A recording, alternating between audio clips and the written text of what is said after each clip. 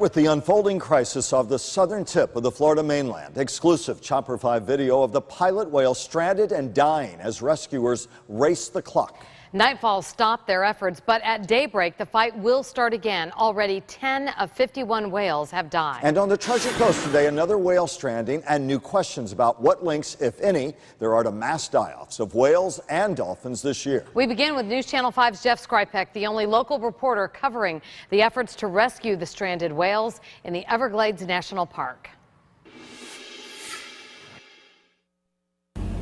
Well, the efforts to rescue the stranded pod of pilot whales put on hold for tonight. Rescue crews telling us that it is far too dangerous to be out here on the water at night. But right now they were getting together a game plan as they'll be back out here tomorrow as soon as the sun rises to determine whether or not these whales can be rescued or have to be euthanized. A long day finally coming to an end.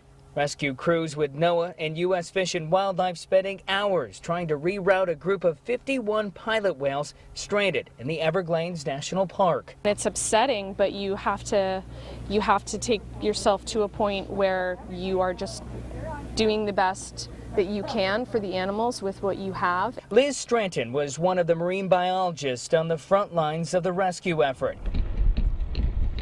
She and other crews still don't know why the whales stranded themselves, but she did confirm at least 6 pilot whales were discovered dead and 4 were euthanized. Some that didn't make it now being eaten by sharks. The remote location and shallow waters of Highland Beach are becoming a major challenge, but the whales, no matter how hard crews are working to push them back to sea, keep coming back. Very difficult because they don't want to break apart they're herding animals and they want to stay together. So once one is ill, they want to stay with it. They're also battling time. The whales could swim out on their own, but if they remain stranded, rescuers might be left with no choice but to euthanize the pod. We're lucky enough that we have the ability to respond sometimes and make it easier or make sure that animals aren't suffering. But sometimes, yeah, this is just animals do this. Now, the rescue crew is telling us they'll be leaving Flamingo Marina around 8 a.m. tomorrow morning, and then from there they'll assess their situation about how to deal with the stranded pod of pilot whales. Reporting at the Everglades National Park, Jeff Skryzpek, WPTV News Channel 5.